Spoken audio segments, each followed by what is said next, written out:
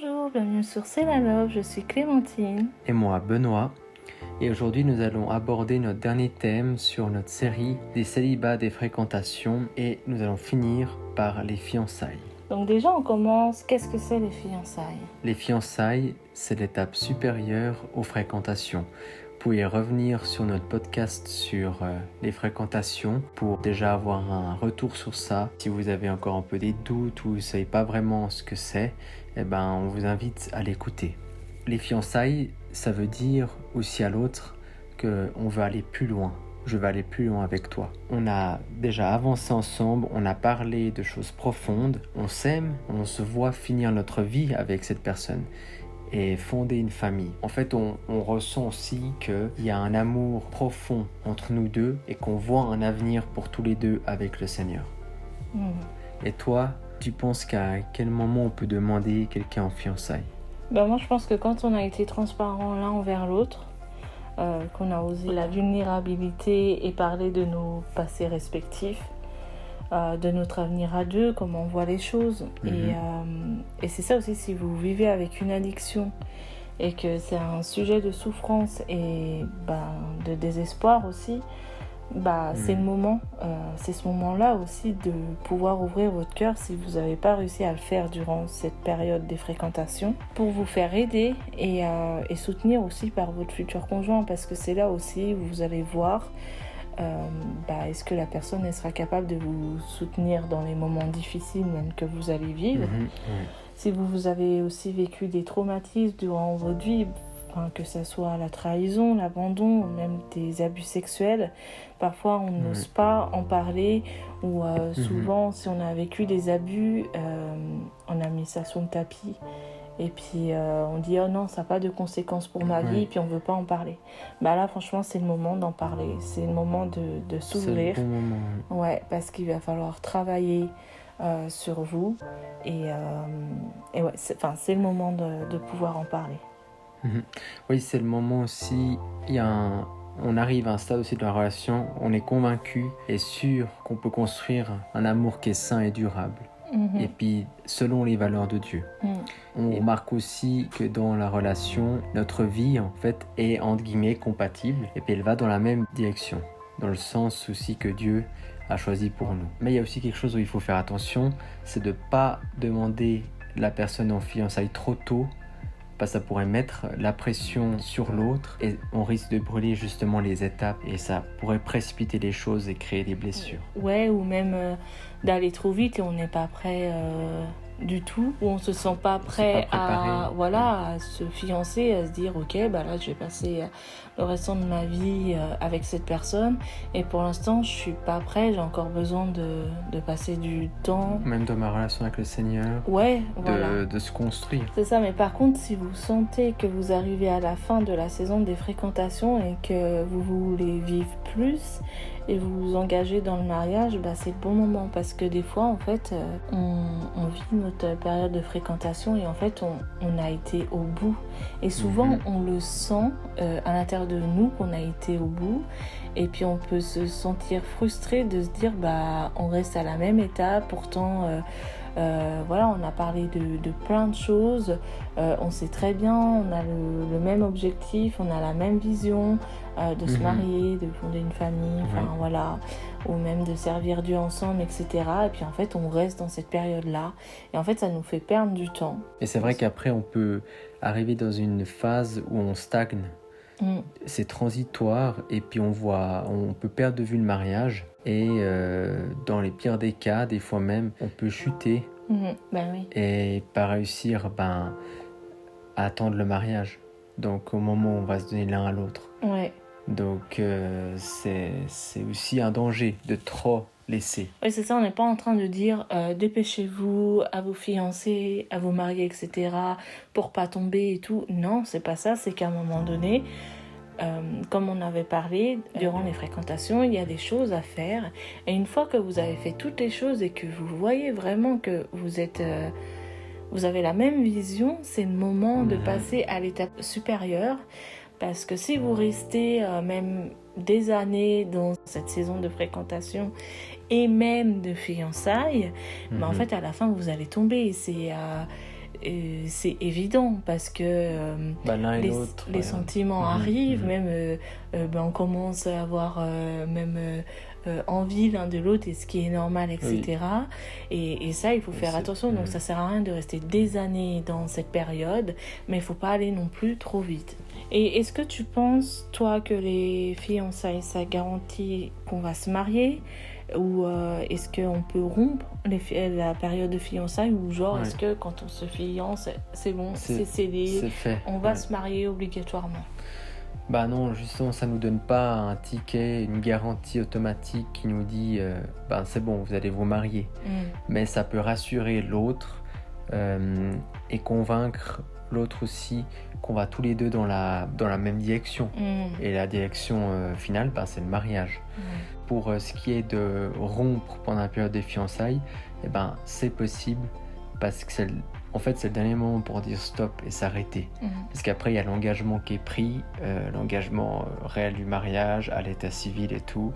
C'est possible, on peut s'arrêter avant. Et c'est pas aussi parce qu'on est fiancé qu'on peut se donner l'un à l'autre, qu'on dit voilà, on est fiancé, alors automatiquement on va se marier, donc on peut déjà se donner. Pourquoi ? Parce que les fiançailles ne sont pas le mariage. Parce que la personne, en fait, aussi, il faut bien se dire qu'elle ne nous appartient pas encore. Oui, c'est vrai. Des fois, on peut penser, et même c'est là où c'est le plus dur aussi, où on est encore plus tenté parce qu'on se dit « Ah, mais on va se marier. » Même « Oh, mais dans une semaine, on se marie, c'est bon. Oh, on peut le faire. De toute façon, voilà, dans une semaine, on se marie. » Mais non, vraiment, il y a vraiment une bénédiction de Dieu à attendre. Le mariage. Le mariage pour faire l'amour. On en a fait aussi un podcast que vous pouvez retrouver. Mais vraiment, il y a vraiment une bénédiction à attendre. Oui, c'est aussi aimer le Seigneur, c'est la crainte de Dieu. Dans le sens où j'aime le Seigneur, je sais qu'il a des plans bons pour moi, merveilleux, et je respecte aussi ce qu'il nous demande en fait. C'est comme un père aimant qui nous aime, et il veut pas qu'on brûle les étapes, il veut pas qu'on se fasse du mal, et c'est pour ça que lui nous demande de nous préserver et de pas se donner. On peut pas, des fois on pense qu'il n'y a pas de gain, mais il y a un gain derrière, en quelque sorte se protéger. Et se donner pour l'être aimé. Parce que même derrière chaque commandement de Dieu, derrière il y a quelque chose. C'est pas, il nous dit pas faites pas ça pour son bon plaisir. Tous les commandements qu'il nous a donnés, c'est pour notre bonheur, c'est pour notre bien. Et quand il nous demande même de nous garder pour le mariage, c'est que derrière il y a quelque chose. Parce que même vous allez perdre la confiance de l'autre, à se dire mais que ce soit l'homme ou la femme, mais elle m'a emmené à chuter, à partir loin de Dieu. C'est elle aurait pu me stopper, ou lui, etc. Et puis là, l'ennemi, il peut tellement jouer détruire, avec vous. Exactement. Chaque commandement que Dieu dit, il y a un but derrière. Il y a quand même une raison. C'est pas pour nous faire du mal. Non, loin de ça. Et donc du coup, on fait quoi durant cette période de fiançailles ? Justement, on se prépare au mariage. Et ça, c'est important si on peut le faire avec un pasteur ou avec des personnes dans l'église qui s'occupent de ça, qui s'occupent des jeunes couples qui vont se marier. Donc avec quelqu'un qui a une autorité. On peut aussi regarder des enseignements sur le mariage, lire des livres, parce qu'on oublie parfois que notre préparation, en fait, elle est plus importante que celle de la cérémonie. Souvent, en fait, on est tellement à fond pour tout préparer notre cérémonie qu'en fait, on oublie de nous préparer nous-mêmes. Nous, on s'est beaucoup plus préparé quand on a préparé notre mariage. On a eu un très beau mariage. On dit pas que la cérémonie c'est pas grave et tout. Non, vous devez avoir une belle cérémonie selon votre cœur, etc. Votre style et tout, mais votre préparation est beaucoup plus importante. Petit témoignage sur nous, c'était que on a vécu notre relation au début à distance, donc on s'est un peu préparé aussi chacun de notre côté. On a lu des très bons livres sur le mariage qui nous ont beaucoup aidés avant de rentrer dans cette période de la vie, dont un de Timothée Keller qui est très bien. Et on vous mettra, en référence.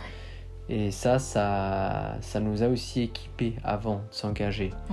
Et chacun a fait sa part, en fait.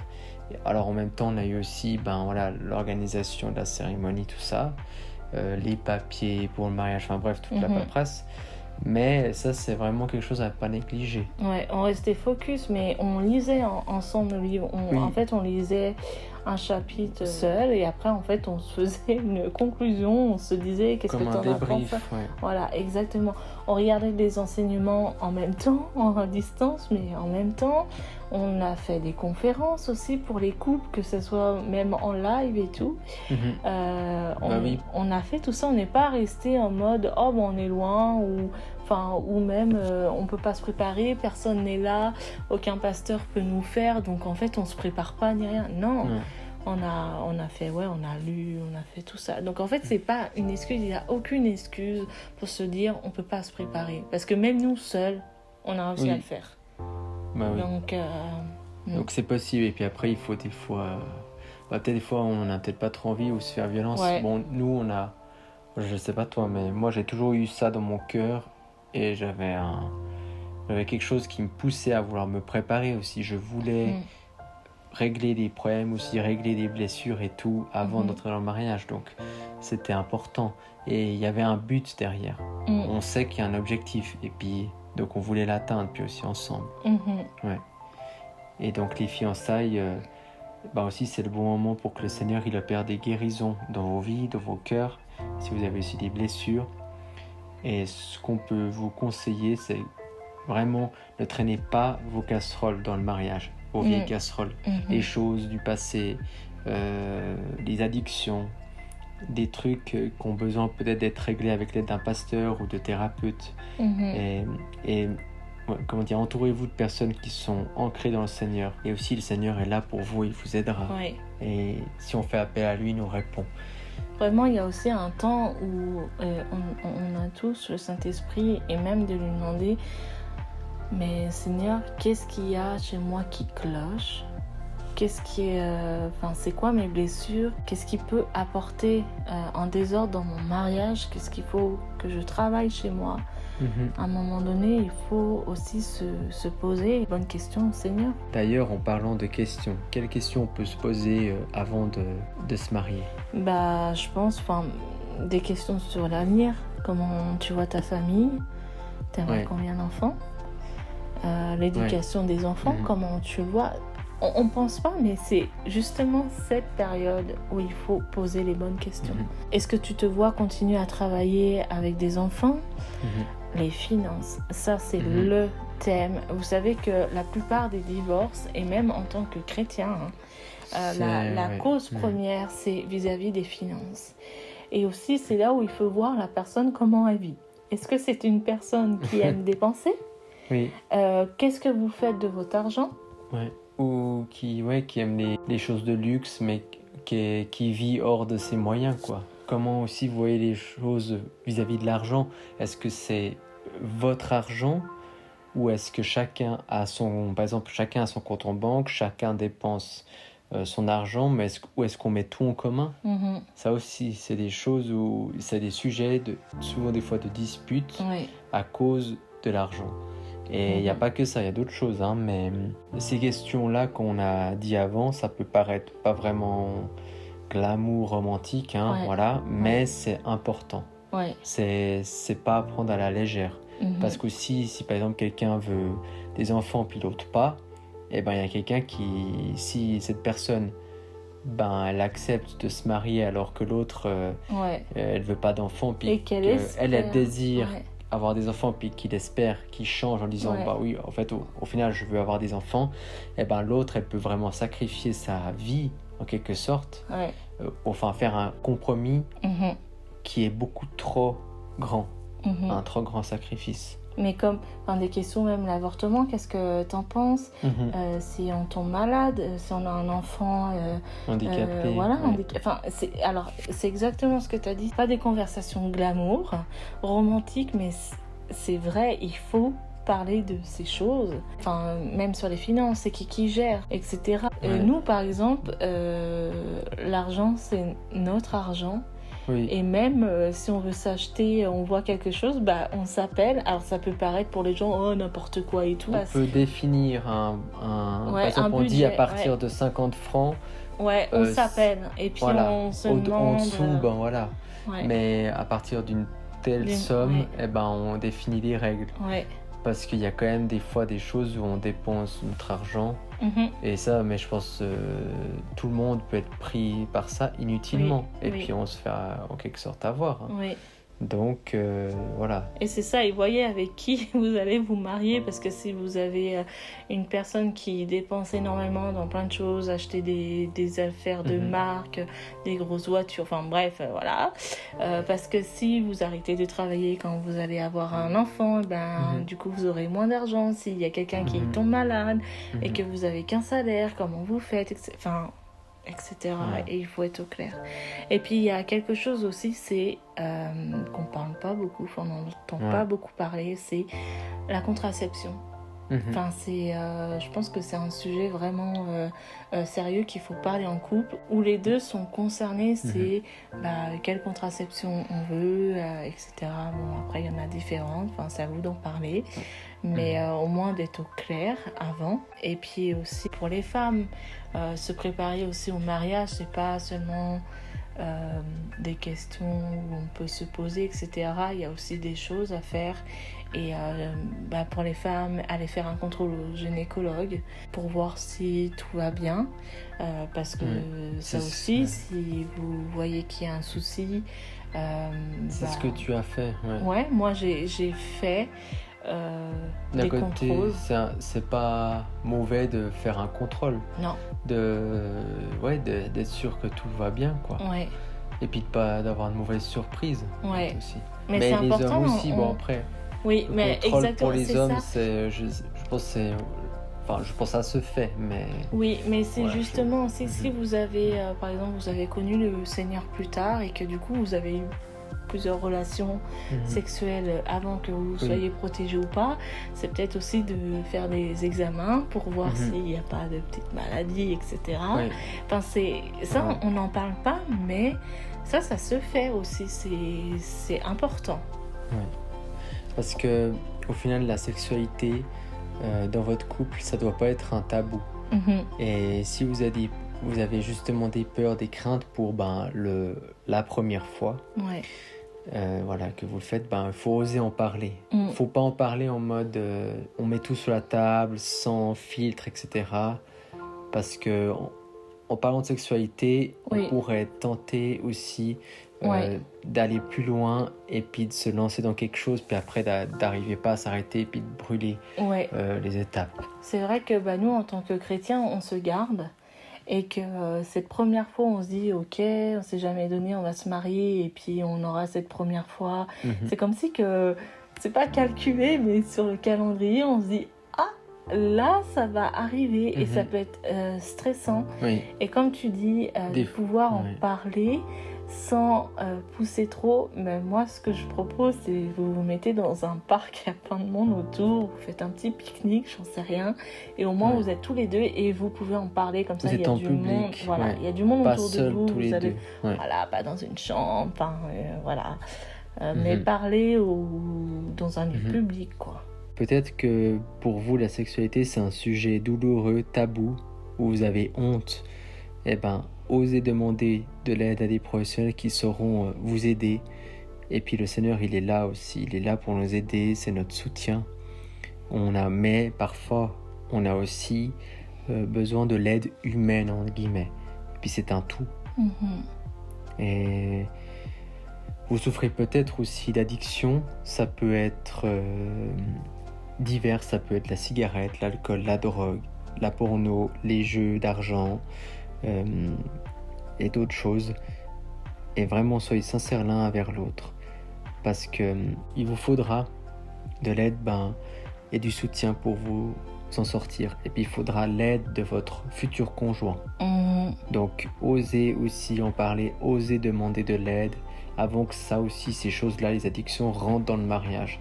Et ça peut vraiment être très destructeur. On n'imagine pas comment l'ennemi mais il peut tellement détruire. Quand il y a du secret, l'ennemi détruit, c'est obligatoirement. Et même ce que vous cachez, un jour ça va sortir. Et c'est ça, c'est de laisser aussi le choix à notre futur conjoint d'être capable ou non de nous aider. Oui.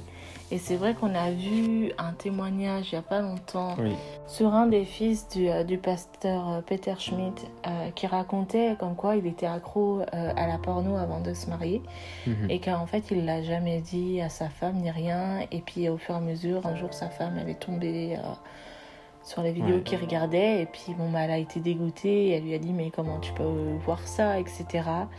Et lui, en fait, il a été tellement énervé qu'il lui a dit oh, mais tu peux pas comprendre, va voir et tout, tu vas voir, etc. Et elle, en fait, elle a été voir. Et en fait, en allant voir, elle est tombée...